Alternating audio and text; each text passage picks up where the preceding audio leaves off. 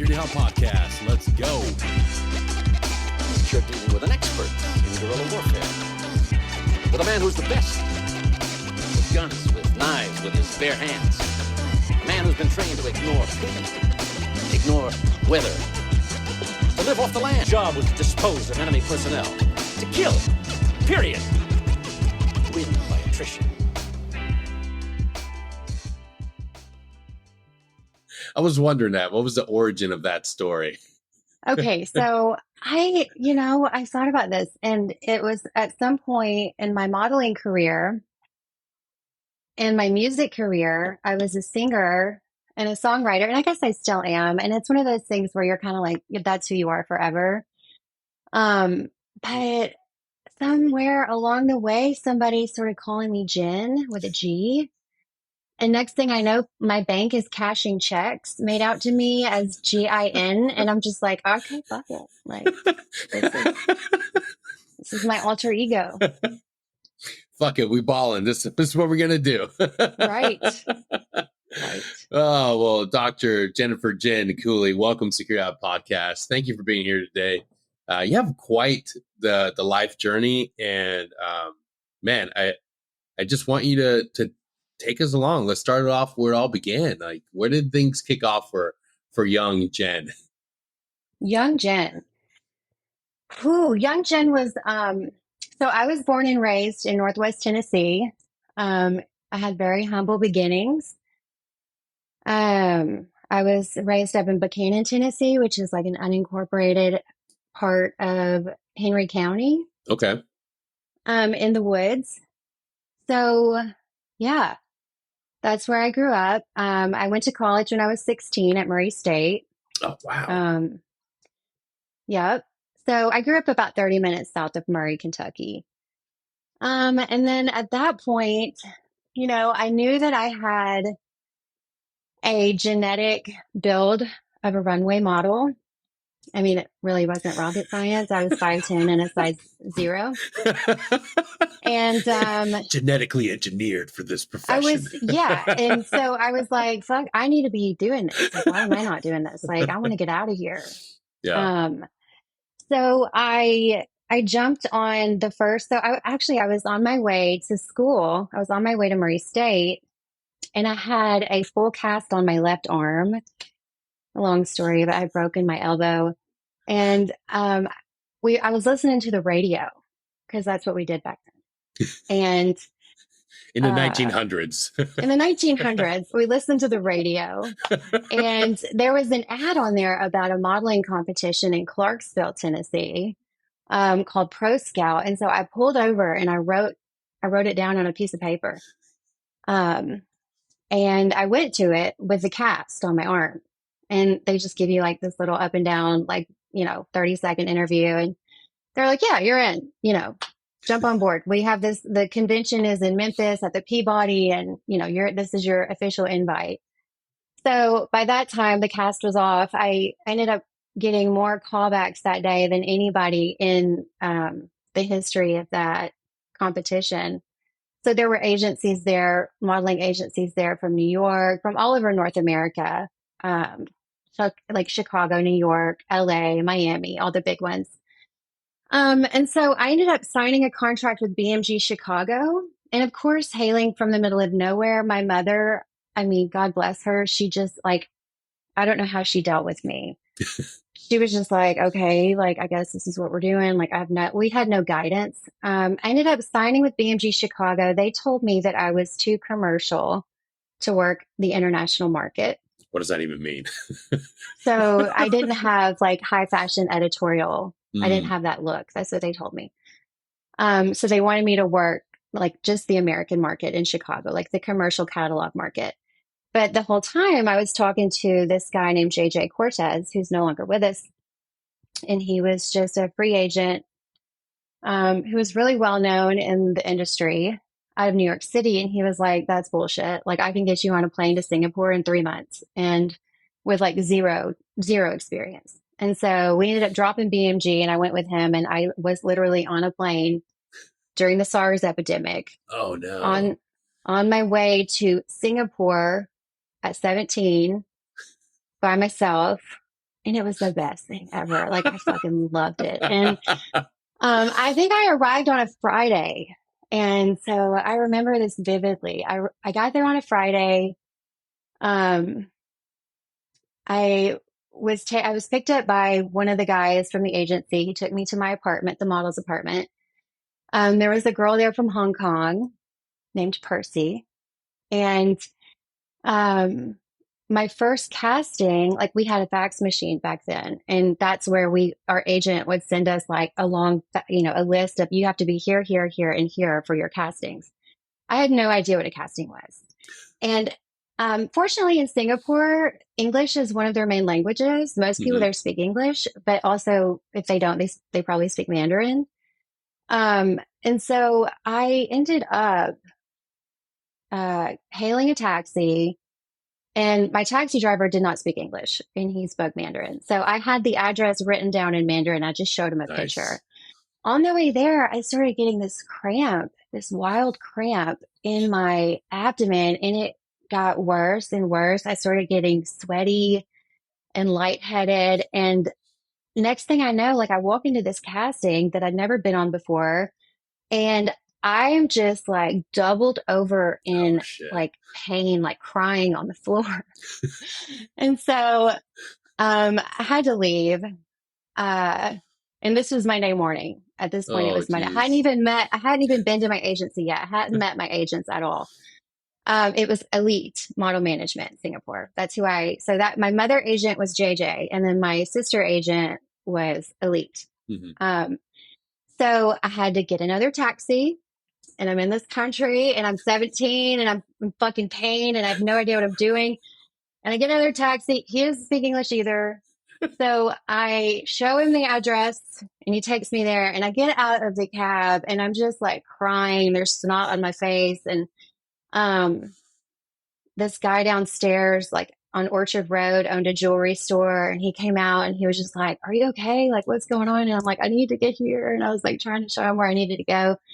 And so I go upstairs to my agency, and I remember walking, or actually kind of crawling in the front door, just like hysterical. And they all jumped up, and they're like, "Oh my God." But when I first got there, they took me straight to the emergency room, and that's where they got their first look at me in person. But when I first got there, one of my neighbors was this older British guy, and he goes, "Oh, you'll be fine. Don't worry about SARS. Just stay out of the hospital." Yeah. And so the first place I end up is the hospital. Yep. Which it all ended up, it worked out fine. I had kidney stones. Oh no, I was just going to say. Yeah, it was kidney stones. Like what? That was, the most random thing that could have possibly happened. That happened to me. Yes. And so that is like a pain that when you see it on somebody, and shout out to Tony D. He's the first one I ever saw with kidney stones. My man was doubled over, and he was on death's door. And I mean, hospital ride, emergency room, everything. We're sitting there for hours trying to figure out what's wrong. And like people are like telling us 5 different things. And we're like, oh my God, like this dude's going to die. One doctor walks in, looks at him, reads the chart. It's like, yeah, kidney stones. I've given birth all naturally to a 10-pound baby. And it's very similar as far as pain. It's, it's something to behold. So that kicked off my modeling career internationally, and I ended up doing really well in Singapore. It was a little secret, a little industry secret back then. It may still be because all the print was in English. So in the high fashion world, if you have like, a really good magazine like Harper's Bazaar or Marie Claire, and it's in English, like they think that's like, they don't know where it's from. It could be from Canada. It could be from North America. It could be New York, So I built a really good book out the gate. And so then I went from Singapore to New York City. I signed with Supreme, which was the babyface division of women. At that time, they were the #2 agency in the world. And then I was sent all over the world. I was in Italy off and on for 2 years. I loved the European market. I worked in China, which was a nightmare. It was terrible. It was illegal. Everything in China is illegal. Oh man. So, and that's how they get you with communism. So I remember being in China. I got there. It was actually, I think, yeah, I was 18. Holy shit. That's got to be scary for anybody, but for Oh an my God. 18-year-old model going to Oh, yeah. China. Well, and I flew in. I remember flying there. I was in Hong Kong. I was in Taiwan first, which was great. Taiwan was great. Um, Totally different market though. They treated the models like shit. And this Mm, was back in the early 2000s when models were like dying from anorexia. yeah. And nobody cared about like, you know, like body shaming was not a thing back then. Oh Like yeah. they were so cutthroat and ruthless. If you had any fat on your body, like they would send you home or threaten you. And Yeah, that you had to be what's the name? Carrie Ann Moss? What was the name of that popular Kate model? Moss, Kate Moss, yeah. Like that yeah, was the industry standard, and she weighed all of like what, like 50 just pounds? the heroin chic. But again, we were teenage girls. We weren't Yeah. women. And so it was easy for us, but that's a whole other issue where women are looking at these publications and comparing their bodies to teenage girls with makeup on. Like you Yeah. can't, there's no comparison. So yeah, I worked that for a while, for about 4 years. And I did well. I got to see the world. It was a really cool experience. It was a dream of mine that I checked off the list. And then at one point, it did not really make me happy. I remember being really depressed in Italy, um, just super down. I mean, it was it was a lot of pressure. People weren't just dying from anorexia, they were killing themselves. Yeah. Models were killing themselves like left and right.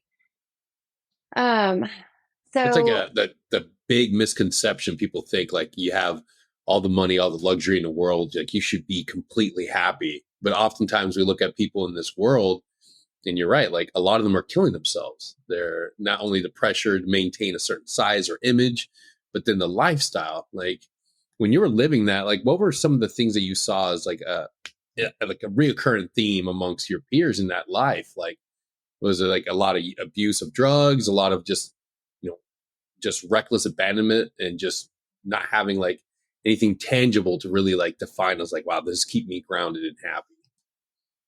so on the international scale back then, um, I had roommate. I remember I had a roommate that was 13 from Brazil. What? Um, and she didn't speak English, and she was in Singapore with me. And I remember her just crying at night. And we didn't have a luxurious apartment. Yeah. They would stick us in these apartments with bunk beds and put like 10 of us in there. And we had a very luxurious and glamorous nightlife. We had promoters that would come pick us up and take us to the most beautiful restaurants and bars and clubs to decorate Hmm.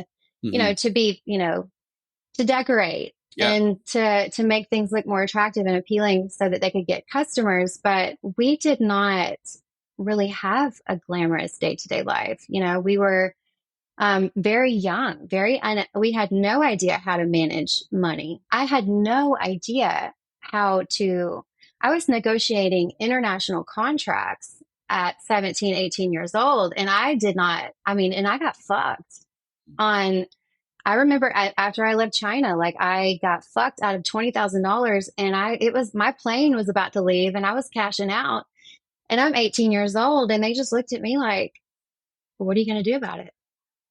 And there was nothing I could do about it. I had to get on the plane and go home with no money. And so the recurring theme is, I think, the abuse of power and manipulating young girls and using them. We had ridiculous expenses, like our apartment expenses where there were 10 bunk beds and, 10 of us, or 10 beds and 10 of us, we would be charged like $6,000 a month to live there. And we had no idea. Like we didn't know. We didn't really Yeah. care. I mean, 13, 14, 15 years old. Like what do you like? We had no idea we were getting screwed. And there's nobody Um, there advocating for you and protecting you and like saying like, hey, no, this is fucked. No, especially because we were working in other countries. Um, so, and a lot of these girls, this 13-year-old girl from Brazil was sending money back home to her family. Mm, A lot of Eastern European girls, a lot of girls from Russia, like a lot of people from poverty stricken areas that are just, again, kind of, they had a ticket yeah. to get out, and they did. Um, but unfortunately, when you're that vulnerable, people do take advantage of you. Photographers try to sleep with you. There Yeah. is a lot of drugs, and whatever you want, you can pretty much get. I remember being outside a club one night with my roommate, this French Canadian model. She was very successful, but we drank a lot and she started throwing up. And I remember her saying, "Don't worry, I do this all the time." And I just remember just like being like, "Oh, okay,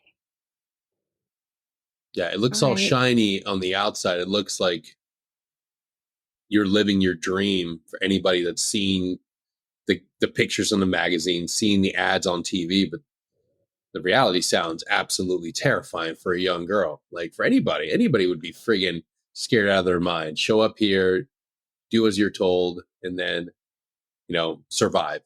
Like how do you make it out of that world? You know, I loved it. I mean, I'm highlighting on some things that were really negative, but it really it was so cool. Like back then, it taught me so many life skills. It taught me how to survive. It taught me emotional intelligence. If you're in a country where nobody speaks your language Yeah. and you're a kid, I mean, you just, you stick and move. You got to figure it out. So it taught me a lot about myself and just interconnectedness. Like it doesn't matter what country you're from or where you are, like we're all human beings and we all have so much more in common than we think. I learned that very young. Yeah. It opened my eyes. It made me more open-minded and appreciative of the United States and everything that we have here and our rights. You go to a place like China, you really appreciate the United States. I learned that very young. Yeah. So I got out of it. I kind of just left. I was sick of it. I started very young. I wanted something more. I didn't feel like I didn't have the education, Mm, that I wanted. I think that contributed to my depression. I was more intelligent and I had more intellectual capacity than my education level. And so I had no outlet. I felt like I was just a mannequin, with no voice and no purpose.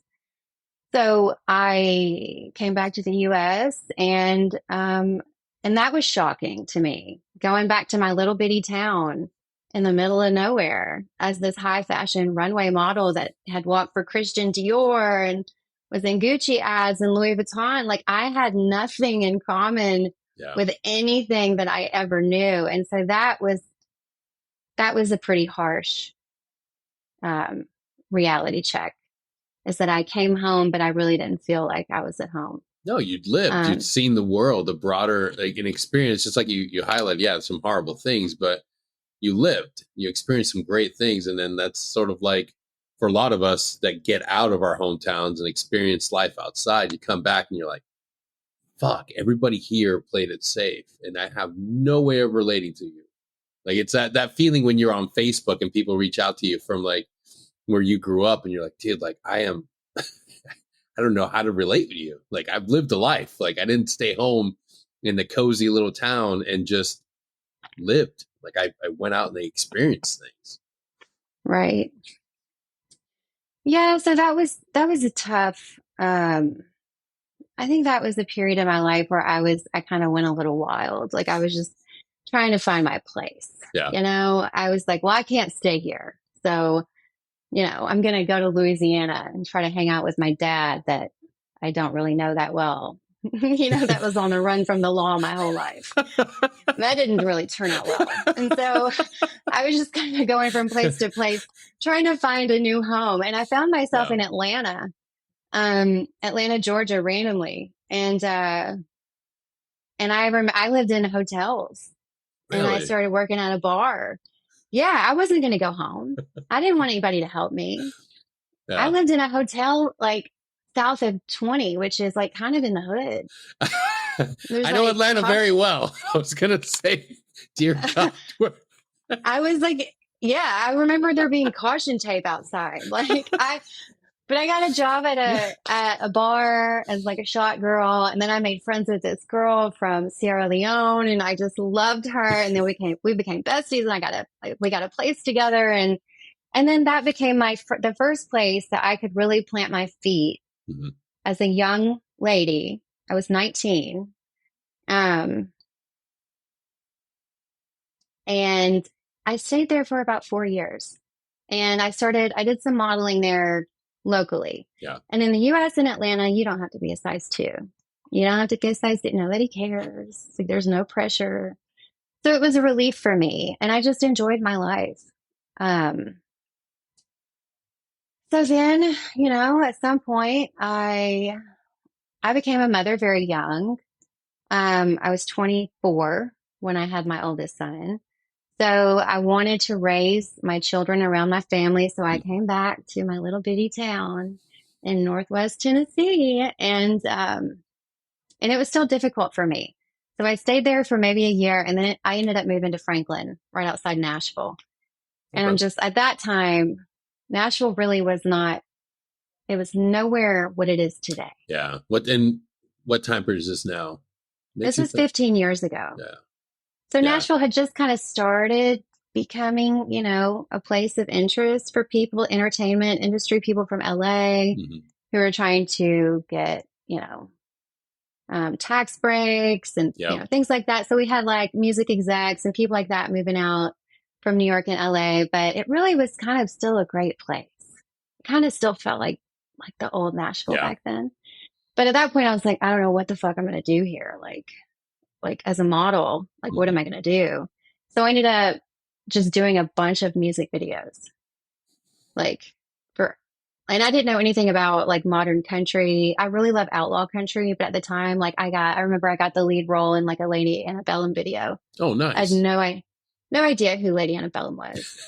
And Jason Aldean, like I didn't know. Yeah. I know the names. I have no clue about what. Yeah, so I was just like, I'll just show up, and so I planted my feet there, and it was a cool experience. I've been raising my kids in this area, but I did everything I could do there. Yeah. And at that point, around the same time after I had my first child, I decided to go back to school.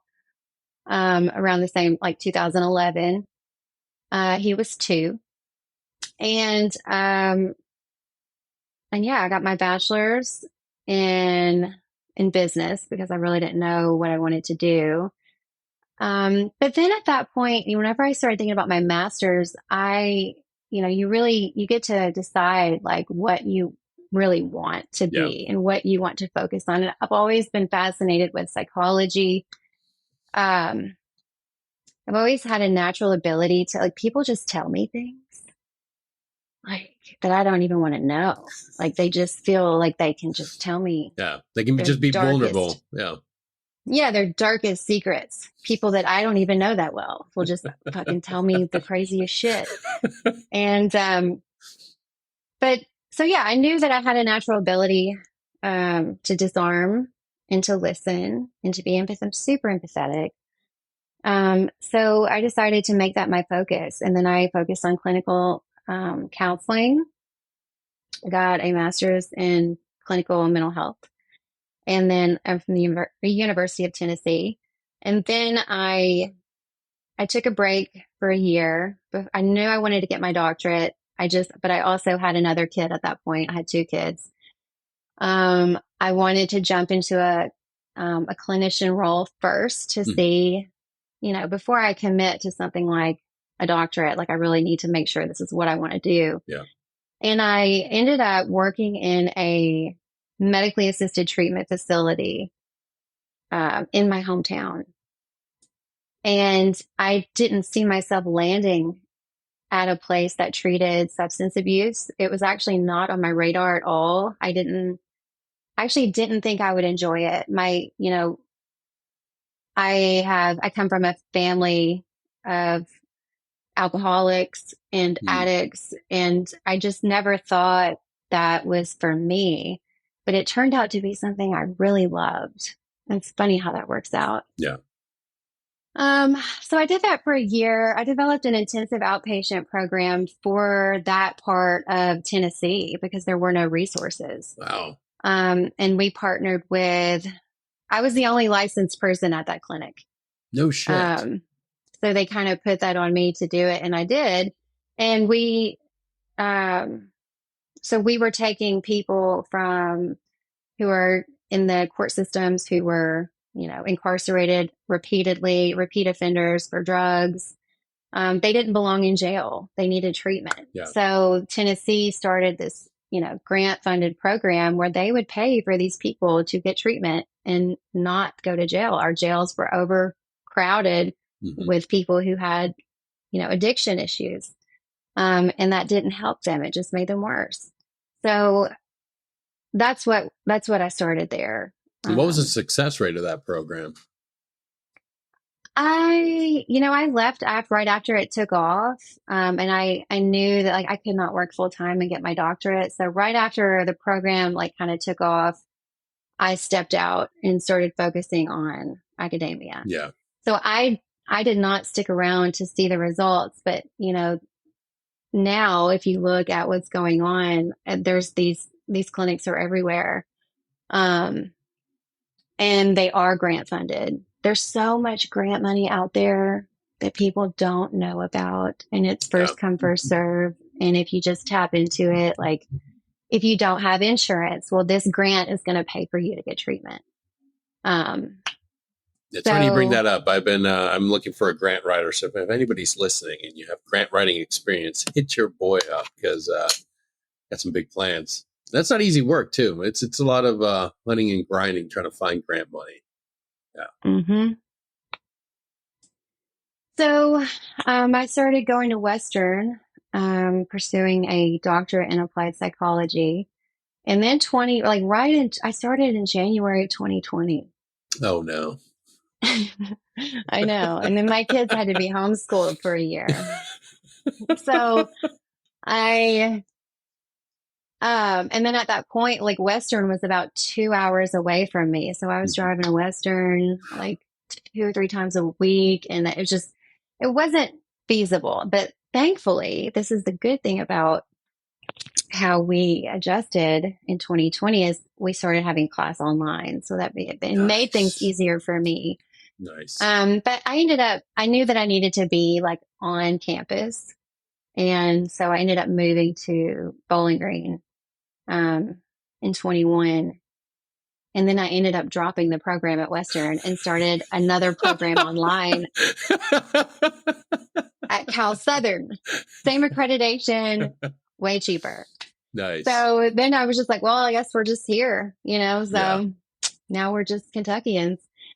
And then, so that's kind of how I got into it and how I arrived at this place. Yeah. Just following your path. It's awesome seeing somebody is just being able to just follow what their paths ahead of them, just tell them to do. A lot of times we get fixated on this direct route we have to follow, and then we forget to just live a life. It's not all about just check marks, and you have to listen and be open to change, man. That's, I think a lot of veterans, a lot of us to get out, we're not open to that. We immediately want to go into I'm going to go contracting work. I'm going to do this because it's exactly what I used to do. It'll pay me an awesome amount of money to do it. It's yeah. Or you could pause, reflect on what you really want to do, what you're excited about, and explore that. It's just taking a knee, figuring out what you really enjoy. That's really hard for a lot of people come to find out. Mm-hmm. It is. You have to be willing to go off the beaten path. Yes, absolutely. And you cannot be afraid to fail. No. The thing that really struck a chord with me when I read and we were engaging and talking is you're serving a population of Americans that is more often, I should say, there's no sympathy. and there's a lot of polarizing views on how you should support these individuals and the resources they should be met with. But you went into this world helping some of the most violent individuals with their mental health issues. Like, let's dive into that. Like, how did you find yourself working with inmates, and not just run of the mill everyday, just shoplifters or, guys that ran a red light? These are hardened criminals. Well, so, it was one of those, I've lived a very intuitive, I move intuitively. Mhm. So I don't really have a plan with my life. Like, I have an idea, but Yeah. that's kind of like the way life is. Like, you kind of have an idea of what you want to do, but that's just not always how it works out. So I don't have the same element of fear that a lot of people have. Safe to say, I also come from, I think me traveling the world and that kind of comes, it kind of goes into that as well. Like, at a young age, like, I didn't have that fear factor. Like, I was like, yeah, I'll get on a plane and go to Singapore by myself. I don't give a shit. And so it was exciting to me. I got the opportunity. I saw that there was a job opening and I just applied. Yeah. I had no experience with that population. I ended up getting the job. I ended up going to, the first interview I did great. Second interview did great. Third interview, they offered me the job. And I was like, yes, this is so cool. Like, and all my friends were like, no, Jen, you have children that need you. Like, don't do this. And I'm just so like excited about it, because for me, clinically, it's like the coolest opportunity ever. Yeah. And if you know my background, like, my grandfather was in prison. I did a genogram in one of my classes, one of my family counseling classes, where we all had to do like this genogram where we look at our family tree and then we look at traits and behaviors and similarities that are passed on from generation to generation, like systemically. Some are biological, and anyways, I was like, wow, my grandfather was in prison. My father was, on the run most of my life and absent, and not, the paradigm of integrity at that point. My grandfather was shot and killed with a shotgun in a trailer park right in front of my dad. Oh, man. My great grandfather was shot and killed at a taxi stand. My great uncle was beaten to death in a hotel room in Santa Barbara. Like, it's kind of like hanging out with that one side of my family. Like, I'm just like, I'm comfortable there. So that's just the one side of my family. There's a lot of trauma on this side of the tree. Yeah. Like, I feel, but I'm good. Like, I feel like I can handle this. Thank God for my mom's side. So, I remember going, and I was nervous. I'm not going to lie. I was nervous, but I was excited. So, I remember driving to the prison and just seeing the barbed wire and going in the front, and it was tough, man. These people are tough. It's so funny if you're not watching this on YouTube and you're just listening. It's like when you describe it, you're smiling and you're just so happy, like the barbed wire and the grime and the screams. Yeah. So I remember getting there, getting a checkpoint, and then, it's like I said, it's a super max security facility that houses everybody in the state that's on death row.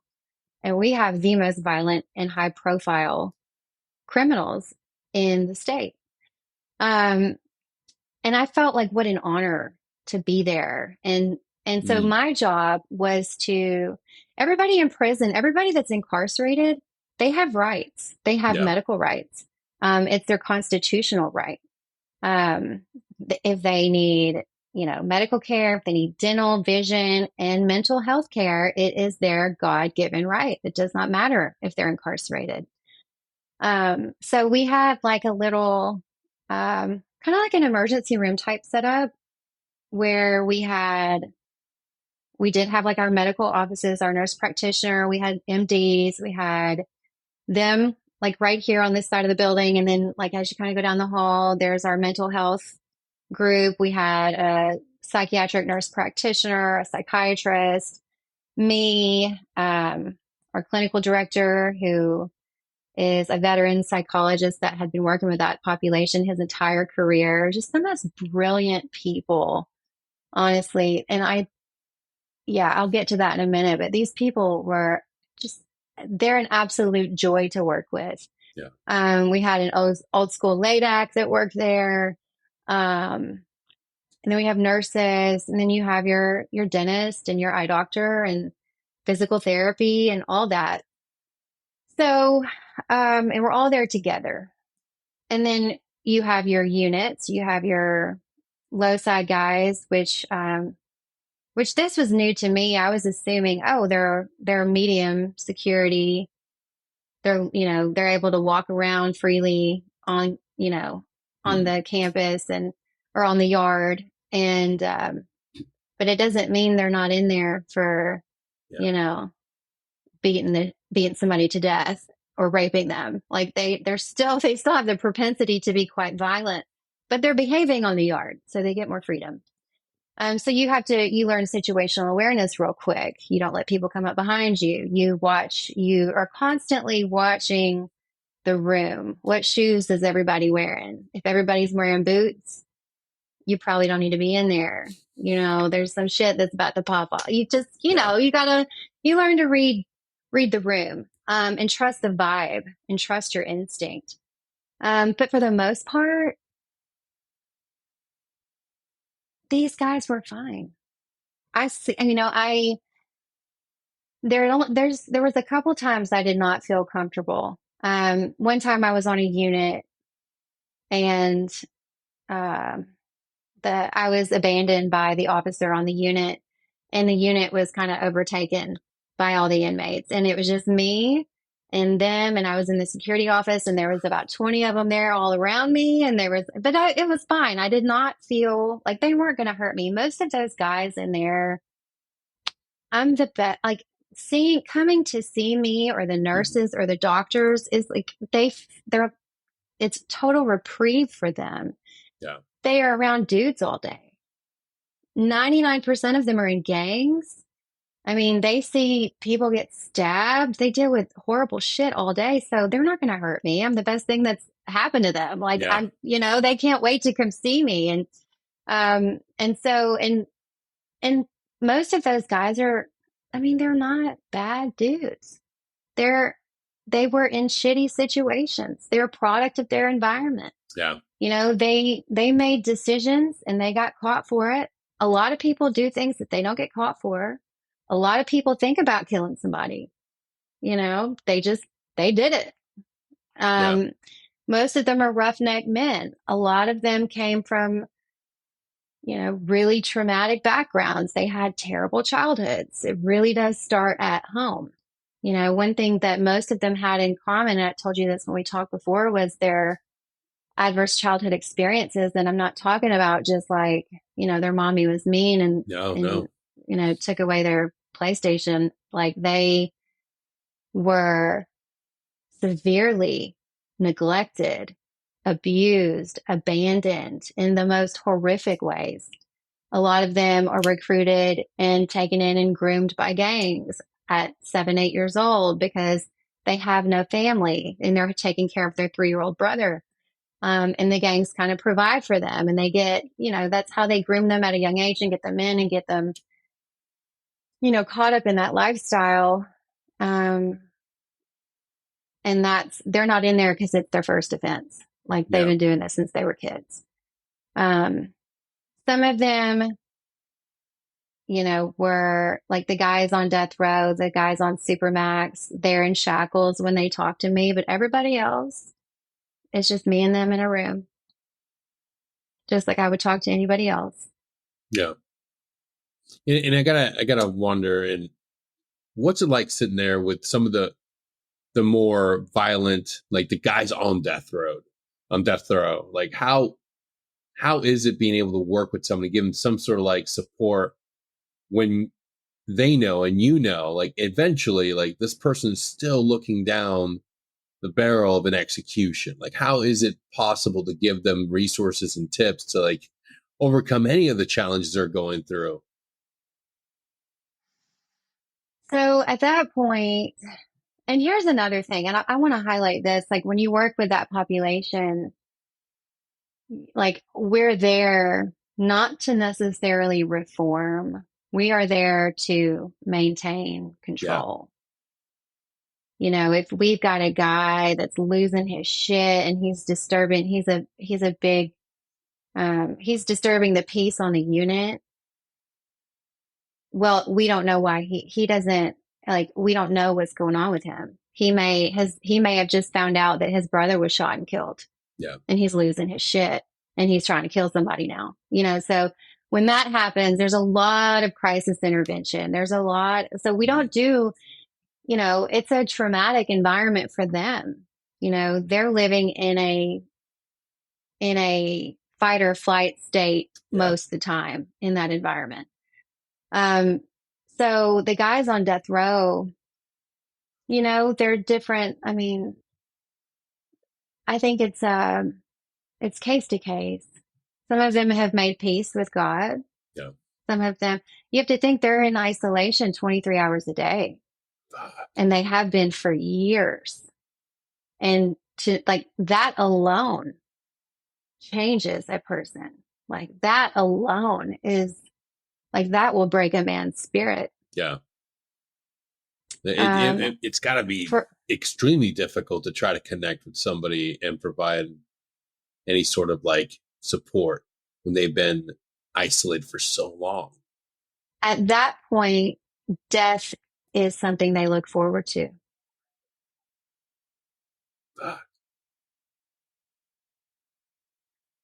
Yeah.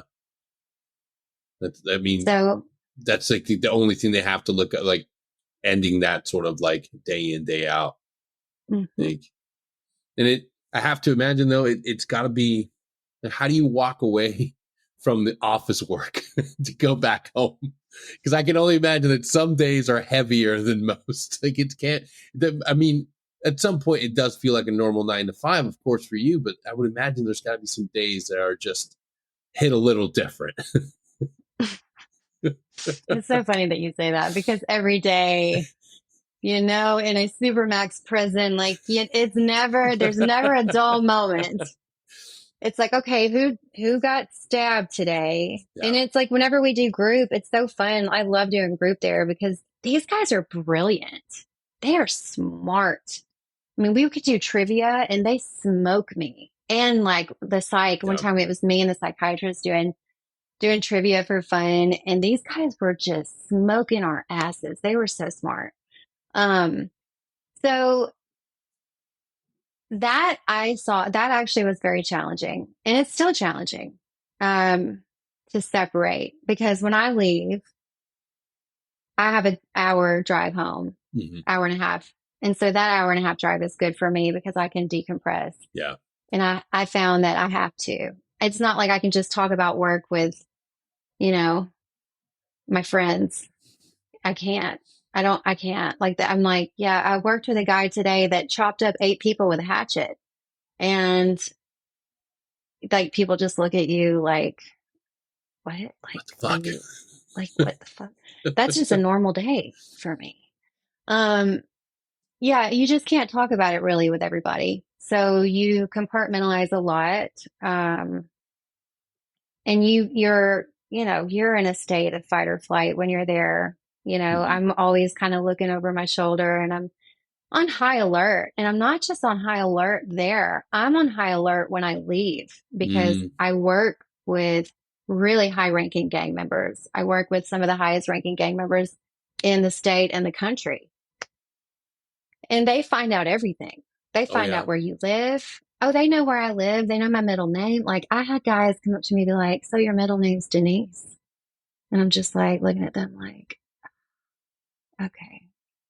So, you know, they will try, they have nothing but time. Yeah. And they all have guys on the outside working on the outside. So I always, you know, I have to make sure nobody's following me home, or you kind of maintain that level of high alert, even when you're not there, because you are still working with a very dangerous population. It is not for the faint of heart. It is a very serious job. It is a dangerous job. So you have to keep that in mind. You know, these guys are very, very manipulative, very manipulative. They will find a way to get to you. So you kind of always have to be keeping yourself in check too. But I learned, when I get home, I don't want to talk about work. I don't want to think about work. I leave it at work. When I drive off the property, I leave it there. And it's necessary. I also have to go to therapy. You know, therapists I was just going to ask, because like a lot of people have this assumption that if you're a mental health professional, like you've got it all taken care of. It's like, no, dude, like these people do so much for you. And talking, you know, whether you're a veteran, first responder, like your therapists are there to support you. They do a great job to help you, but they're also taking in all of that baggage, all those stories, all of that information. They have to get help themselves. Like absolutely, all professionals will tell you, like, yeah, I have my own therapist. I mean, first responders, like people that work in an ER, they see people die every day. They see kids come in getting rape kits. Like we need to be so thankful for our first responders and our police officers, our correctional officers. They literally risk their lives every single day. They see trauma every day. Yeah. So, maintaining my own mental health is the top priority, because if I'm not okay, I can't help other people. And we kind of keep each other in check too. Like when you're working at this level, when you're a therapist, you know, we have to be mindful of, you know, we have lives. We might be going through a divorce. We might be, you know, facing our own demons. And if we ever feel like that might interfere with our ability to do our job, we have to reach out to our peers, you know, and say, hey, this is what I'm doing. I need you to sit in on this session with me. Yeah. And, you know, or I'm going through a divorce and I'm working with a guy that's, you know, cheated on his wife. And I need to make sure I don't, you know, you have to be mindful of transference and counter transference and make sure that you're operating, you know, objectively. And that's another thing I wanted to get into, like with professional licensure, like that is so important for anybody that's wanting to get a therapist and wanting to get mental health care. Ask questions and ask like what your license is. Like what is your specialty? Do you have a focus? What is your license? Where did you go to school? Ask about education, because there are a lot of people out there that do not have any business practicing.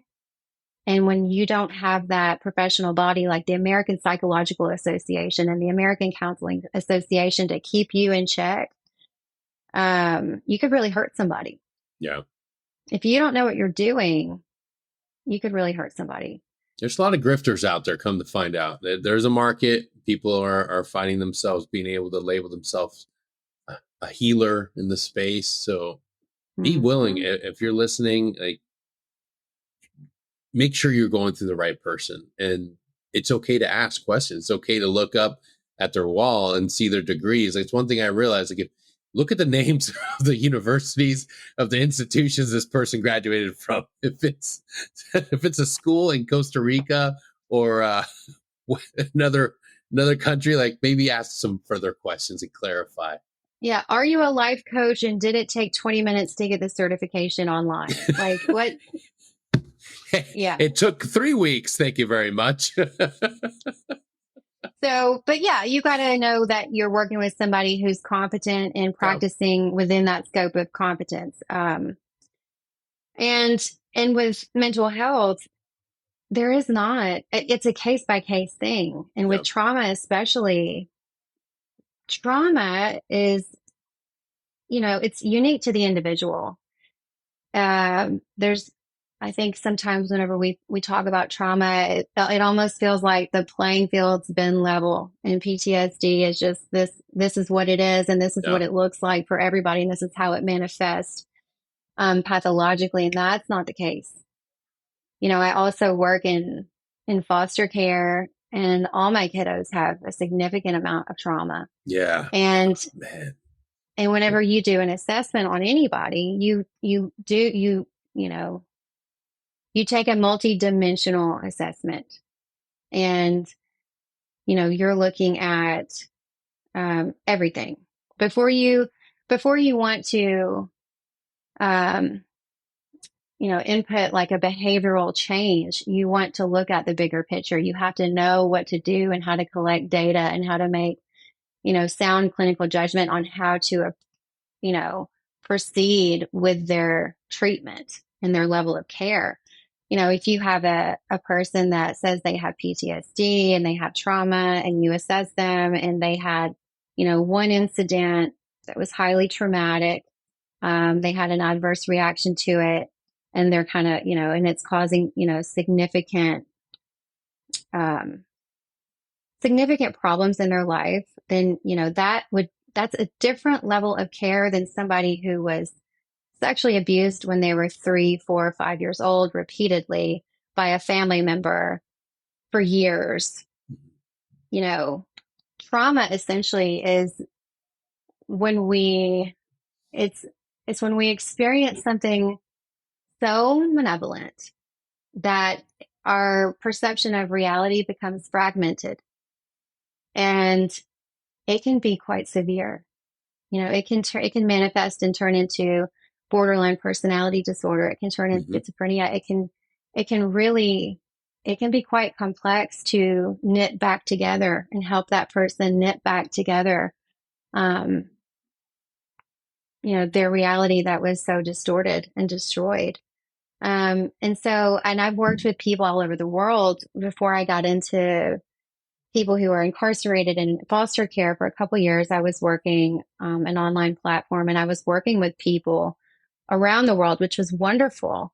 Because as a clinician, um, you really see how multiculturalism plays into mental health care, and how people from Thailand view, taking a knee and reaching out for help and talking about things that um, are not, they have issues in their culture that we don't necessarily have issues with in our culture.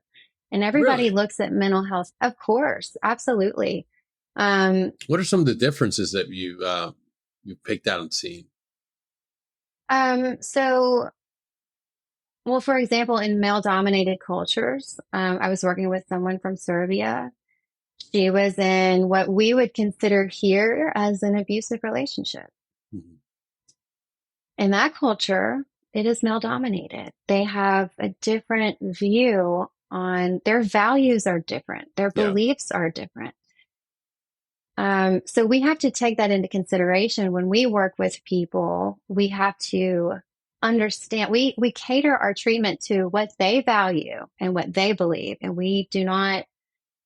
um, we do not project our own values and beliefs onto them. It has to align with what's unique to them. Yeah. So that's just an example. She was very dependent. He was very abrasive. He was like the leader of the house. He was very controlling, but in that culture, that's pretty common. Yeah. Things that we would consider child abuse in other countries it's pretty common. To me, it's still abuse, something I would classify as abusive, but you have to be real careful, to do your research on whoever you're working with and look at their culture. Like Yeah. if you're working, I've worked with all kinds of high performers. I've worked with judges, lawyers, microbiologists from Pakistan. I've worked with people from UAE, Jordan, Japan. I would Um, imagine the guys from Pakistan and Jordan would be very difficult. it was an it's it was interesting. Um, but to be able to reach them is it's just the reward. There's nothing like it. When you're Yeah. able to, you may not have anything in common with this person, you know, and you may not think they're just made, you hit like, you have this moment. It's like this eureka moment and you're like, oh, that's it. That's where we connect. Yeah. Like and then that is priceless. And then you see them start to heal and you see treatment become effective and, and there's really, yeah, there's nothing like it. I've noticed in America, a lot of people are so entitled. I don't think I'm the first person to pick up on that. A lot of people, I found that my clients in the US were they were rude to me. If I was a few minutes late, they would just be furious at me. Really? And tell me how incompetent and terrible I was. They should try to VA.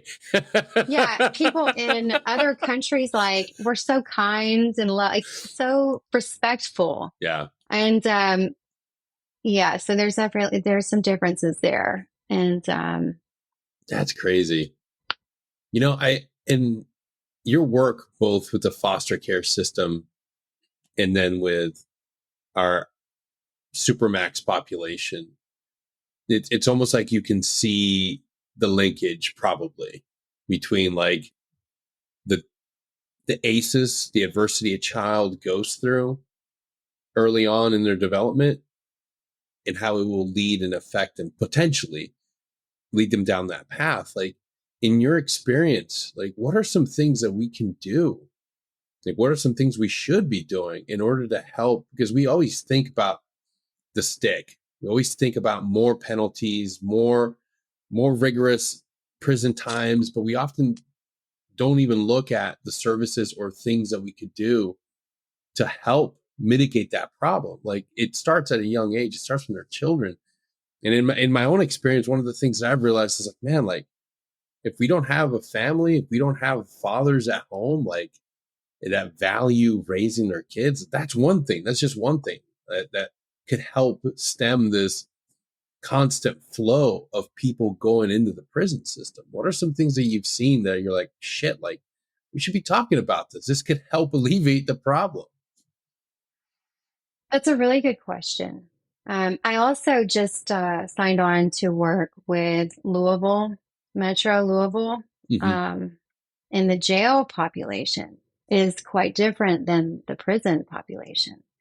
You have to think jail is a revolving door. Yeah. Yeah. You get there, you can leave. Prison, you're not going anywhere. Like, it's a whole different, in that sense, it's quite different. And in jail, there's actually there are so many sick people who are in jail who are and that's why they have a behavioral health unit in jail, because there's so many people there that don't need to be there. So I signed on to work the forensic unit with people who've been deemed incompetent to stand trial, to work with these people to get them to a working level of competency so that they can proceed with their case and move forward and get out of there. And then also, it's not like we can just Baker Act them and then, send them out for an assessment at a state hospital, because the state hospitals, there's no vacancies. They cannot do it. So they have their own little behavioral health center there in the jail. And, as far as, yes, there is absolutely a correlation of, foster care. Like I said, it starts at home. People are so resilient. And I've learned so much from working with my kids. Like, oh my gosh, like, these kids are so brave and so tough. And you talk about trauma. I mean, we take kids I am the treatment director for a therapeutic foster care agency. And so we have the kids that are higher levels of care. Mhm. And so they, they typically have a lot more problems. There's a difference in a kid that's in foster care because their parent was truant and they didn't go to school, and a kid that was, you know, we see the most severe cases, the worst of the worst. And if you really want to help, the foster care system they need so much help. We don't realize, there's 500,000 kids a year go through the foster care system, and they bounce from house to house to house. I see it every day. And that in itself is traumatic. And then you have you know, the reason they came into foster care in the first place, and the experiences they had before they came to us. And it is as complex as it gets. And what they need is a safe home, a kind home, a loving home. They need love. Yeah. They need somebody that will not abandon them, that will be consistent and committed and dedicated and protect them. These kids have nobody. Nobody. But they are so good, and they are wonderful. They really are. And it's amazing how a kid's life can turn around. And I've seen it when they get into a home that is loving and kind, like that. It, it turns this child into a different little human being. And we work with all ages. And so what we need are homes. We need good homes with good people. And a lot of people talk about the issue. Oh, it's a problem. Oh, they want to help. They just don't know how to help. Yeah, you do. Yeah, you do. You have to get over yourself, and you have to step up and offer your services, open your home up, if you want to make a difference, that's what you have to do. You cannot turn a blind eye or a deaf ear to the most vulnerable citizens in this country. Children have rights. So we kind of just think, oh, somebody else is taking care of it. They're not. That's unfortunately what a vast majority of the population thinks. And it's heartbreaking because a baby that gets put in the foster care system has a higher chance of getting adopted instantly. Is everybody, unfortunately, there's a lot of couples out there that can't conceive or having difficulty. So a baby looks and it seems like the best option. What they don't stop to think about is the 9-year-old, 10-year-old, 12-year-old that also needs a home. And I understand everybody wants to have that experience of like bringing a baby home, but it's like, man, like we've got tons of kids, young kids that are going to be extremely vulnerable and susceptible to later on in life, maybe follow that path that will lead them into the system, unless people step up and are willing to take them in and give them a home. Because that's honestly one of the things that you will read, whether you've read The Deepest Well or read Bessel van der Kolk's Body Keeps the Score. Like, as a child, you need those parents, the people that can show you love and affection and take care of you and provide you with the guidance and counseling of how to be an adult, how to go about being a good person. And when we look at what you're doing with foster cares, it's just beyond admirable. Like, we need more people involved that can help them. And it's just heartbreaking to see how many children need good families. Like, the numbers are, if you look at the stats, it's downright depressing. It will break your heart looking at how many American kids go without a parent, go without somebody that can take care of them and provide them a loving, safe, secure home. It'll change your life if you see it. If you actually step up to that line and you see it for yourself, it will change you. It will break your heart every single day. But you can't just and that's with me. It's like, I'm involved now. Yeah. I'm not leaving these kids. I've dedicated myself to them. Like, they are so precious. It's their right to be loved. It's their right to have a good, safe home. It's their right to have good nutrition and good food and everything that, I mean, it's their God-given right. And so, um, yeah, it can, yeah, it's a heavy subject. Um, but if you want to help and you can help, that would be a great way. Just open your home up, do some training, Google it. There are so many agencies. Mine is Heritage Foster Care, and we work the entire state of Kentucky. And we have kids from all over. We just took 8 siblings from the Middle Wow. East, Wow. and Holy we cow. and we don't know like how they got here. They don't. Some of them don't speak Oh, English. gosh. Their caregiver was arrested for human trafficking in Texas, and they were in Gosh. Kentucky. They were taken to Texas. I don't really know I know it's under, I can't talk too much about it, but that is something that we also deal with is the border crisis and Yeah. human trafficking. It is, and it affects us here in Kentucky. It's not just you Jen, like know, that is something that is people are so, I mean, we are days away from the election and people are still trying to deny that human trafficking is an issue. And let me tell you, it's been an issue in this country. It has grown exponentially. When people refuse to understand the complexity of the problem, you just outlined just one incident, 8 siblings trafficked mhm. from the Middle East. Jen, what are some other things you're seeing there? And in Kentucky, which people tend to think that the problem is like San Antonio, Texas, it stays there. No, this is going out throughout the entirety of the United States. So let me be clear. They lived in Kentucky. They were taken to Texas to be No sold across way. the border. No. So yeah, I mean, yeah, and we don't know, like I said, they are ages 1 to 13.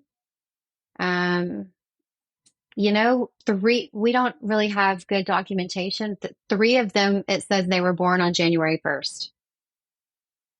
That's like, they could have come up with something a little more creative. Um, they don't have proper documentation. It is heartbreaking. Um, that is just one case. That is our most recent case. We have kids that are, trafficked by their parents for drugs. They're sold for sex, so that their parents can buy drugs. They have, we deal with a lot of human trafficking cases that are, um, local. It happens in our backyards. But yeah, as far as the border, you would be, if you can't comprehend it, then you need to actually step up and work the front line and get a good hard look Yeah. at it yourself. And then at that point, you cannot deny it. Yeah. Everybody attaches themselves to the heartwarming story of an immigrant family coming over the border seeking asylum. And that's not the whole picture.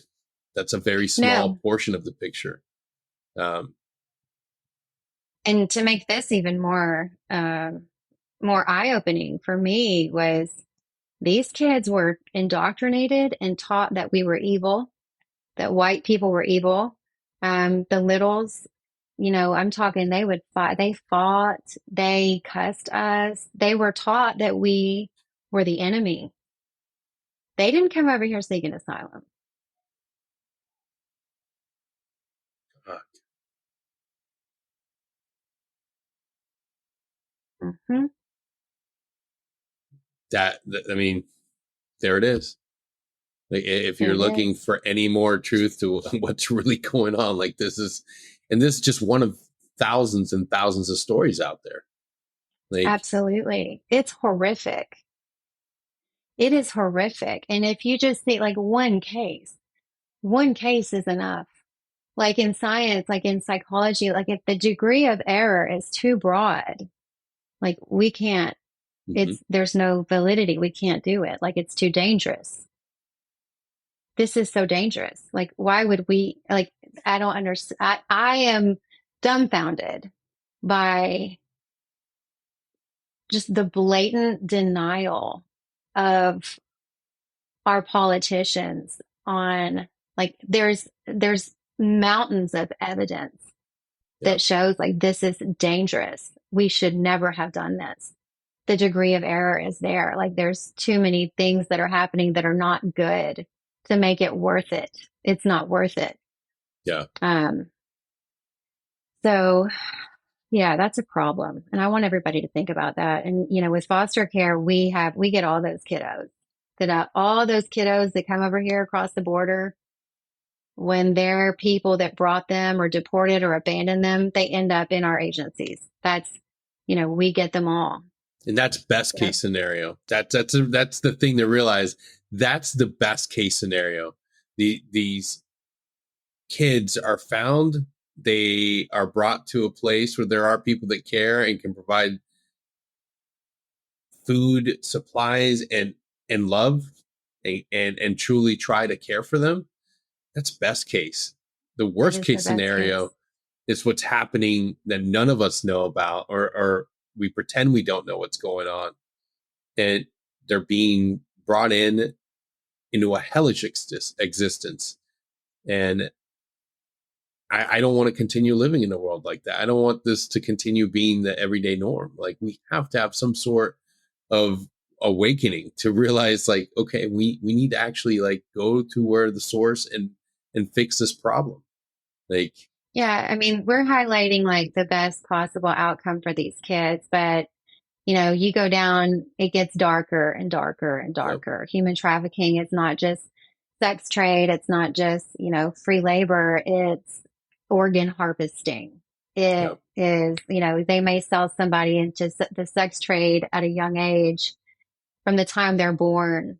And then, they may get murdered in the process, but they're going to put those organs on ice, and I mean, it doesn't just stop there. It's a very dark, very evil, yeah, um, truth that's happening that we all need to we need to accept it, and we need to do whatever we can to prevent it. yep. So closing the borders, making it tighter to come in, like you said, and like I said, you'd be a fool to think that it's not a problem at this point. There's too much evidence that suggests otherwise. No. But Jen, I can't thank you enough for being here. I do want to end it.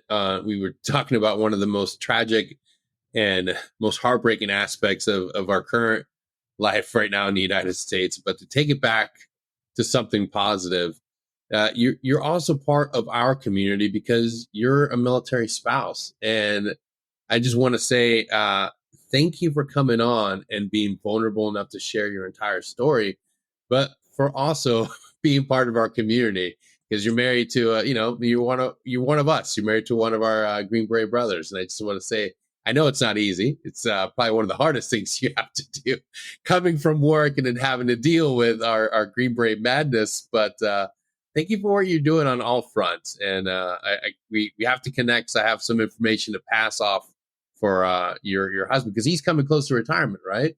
Yes, Jason Ridings, ladies and gentlemen. He's coming up on retirement at 29 years, and he wanted to stay.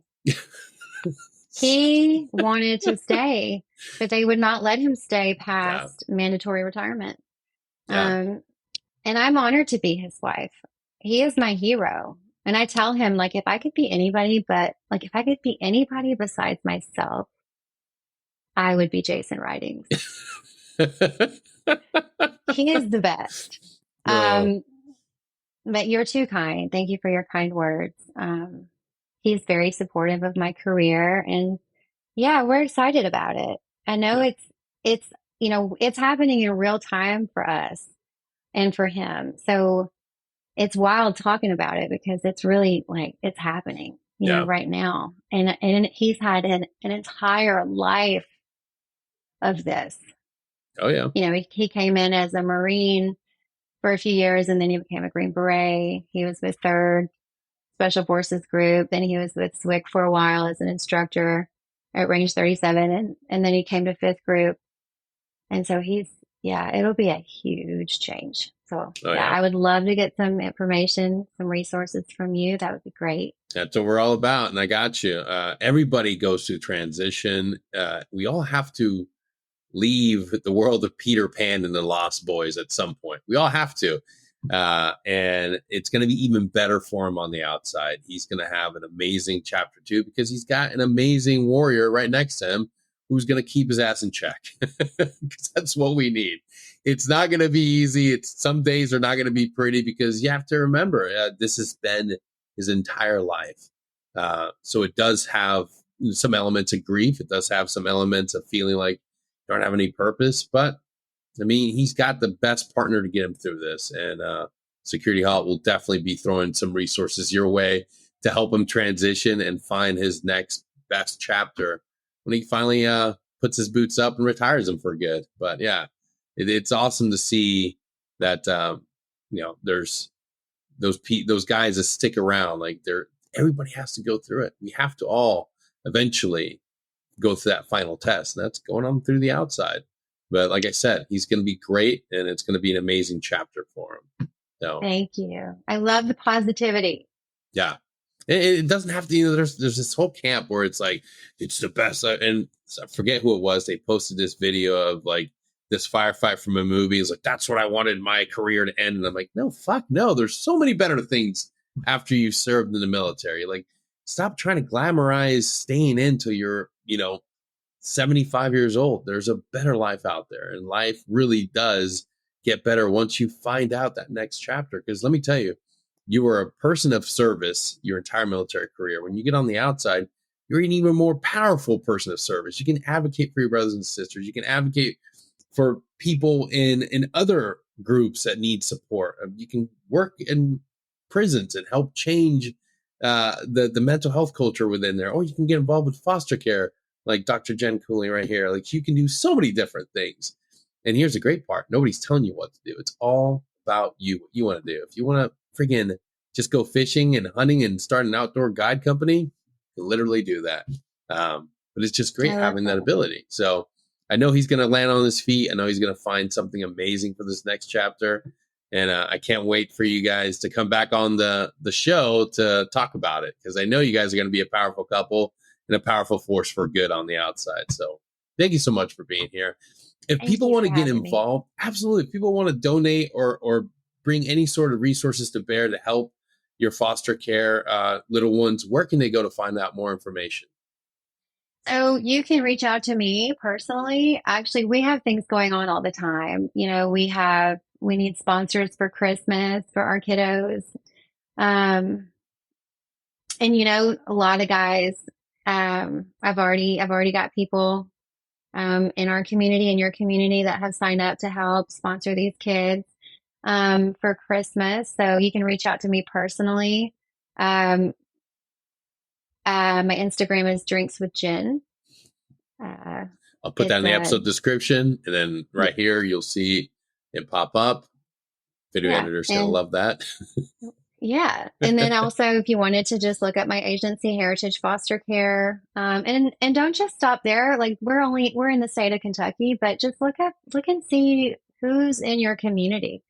And they would be so thankful. Like, they need all the help they can get. There's so many foster homes outside of the state, like outside of DCS or DCBS. Like, there's a lot of private foster care agencies that take the runoff, because the state is, they're inundated with so many kids. Yep. So that's why you have these private agencies that open up to take, to help them and to, take those kids, like you said, that do need a higher level of care, that are older, that might be teenagers, that aren't, they've had a hard time for whatever reason finding permanent placement. So look in your local community, do Google search it, call your local sheriff's department, call the Department of Human Services, the Department of Child Services, and just start there. Absolutely. Jen, thank you so much for being here. Cannot wait to have you guys back on. To all y'all tuning in, thank you for being here. Thank you for checking us out, and we'll see you all next time. Till then, take care.